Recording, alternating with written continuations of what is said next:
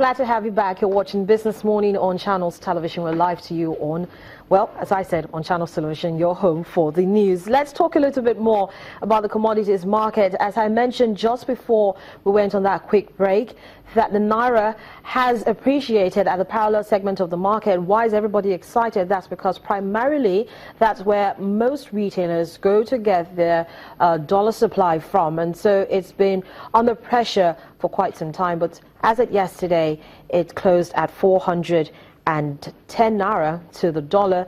In some parts of the country, it seems it was at 405 Naira to the dollar. And that's one of the burning economic issues as highlighted in today's report from financial derivatives company. Let's talk to Chiamaka Ajebu, who is an economic research analyst at FTC. Good morning to you, Chiamaka. Thank you for joining me on the program. Thank you for having me. So, as I mentioned, that's one of the issues highlighted in FTC's report for today. Yes. The Naira appreciates sharply. It's quite an exciting time, especially as we have tracked the Naira being under pressure, and most saying that the Naira is overvalued, undervalued. There should be a further depreciation for the Naira. But talk us through how this will be greeted by the market. Yes, of course. They'll be happy to see an appreciation in the Naira.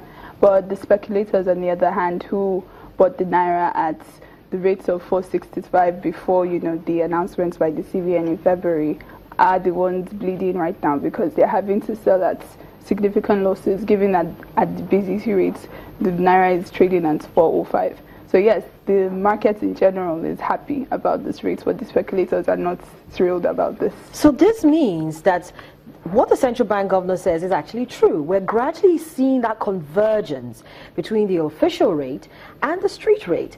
But how quickly do you think this will happen? It's amazing that, in the last 3 weeks or thereabout, that the central bank has been intervening in that segment of the market, and we've seen this kind of result. So some would ask, why do they have to wait so long before intervening in the market to bring these rates closer? Yeah, and that would be a valid point, but we shouldn't jump the gun here, because the reason why the Naira is appreciating significantly and at a fast rate is because of basically technical factors. So the CBN comes out to make an announcement that I'm going to pump in so and so amount of dollars into the market, and the market reacts, oh my gosh, there's going to be ample supply, so let me sell off my dollars at a rate that is still lucrative for me. So the Naira is appreciating on technical announcements by the CBN, but the fundamentals are still very shaky in that, yes, we've been able to amp up our production, our output production, and oil output production, but the oil price is taking a hit in the market right now due to U.S. shale production. So before, production was declining at a faster pace than oil price increasing, but right now the tables have turned. So oil prices are decreasing at a faster pace than oil production, than the pace that oil production is increasing. So that fundamental shift in movements is going to really affect the amount of forex earnings that come into the market. But then again, Amaka, if you look at today's, I talked about it at the beginning of the program, foreign exchange, foreign external reserves have actually dropped, even though it's a very minute drop. Yeah. But then it also makes people wonder. So because the central bank continues to intervene in the FX market, it's putting pressure on that, the reserves. Yes, of course. So that means it's not sustainable. It's not until we can work out the fundamentals. And also, we are seeing right now in the global markets, due to the U.S.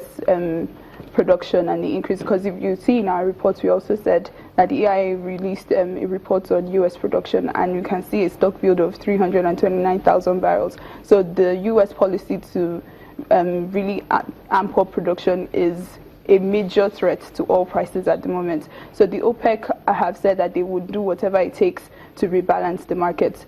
So they might actually come look down and look at Nigeria and be like, okay, yes, so you're amping your production now, so we have to review your exemption quota, because we were exempted from the quotas that were given to so many countries. So right now the fundamentals are a bit shaky. So yes, the Naira is appreciating now because of the CBN influence, but then there comes a point where they may not have the reserves to pump into the market. So but for how much longer does FDC forecast the Naira to remain strong?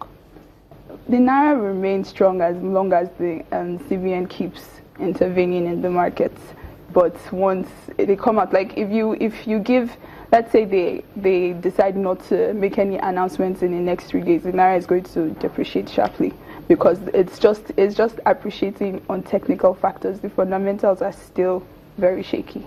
Talk to us a little bit about the impact on domestic agri-commodities. We've seen, well, according to today's report, kind of flattish movement across most of the commodities that you report on. Yes, so initially when people talk about inflation, everyone always looked to exchange rate factors, so the impact of imported inflation on the markets. But now you're seeing that the CBN is pumping in dollars into the market, so people are expecting that, you know, the problem was forex availability. Now you have forex. Why don't you review the prices? But the thing is that it's not an automatic process like that. Prices are sticky downwards. So these manufacturers are waiting for there to be sustainability in the market before they do any price review, because they might review their prices now and then the CBN in the next couple of weeks comes out and says they don't have enough dollars to pump into the market. But then you should see that the central bank is very committed, like you've already talked about, the technical factors and the rest of it. And just yesterday, the 9th over-the-counter FX futures were actually declared. And showing very strong commitment, and of course most of the off-takers would definitely have come from the manufacturing sector and aviation.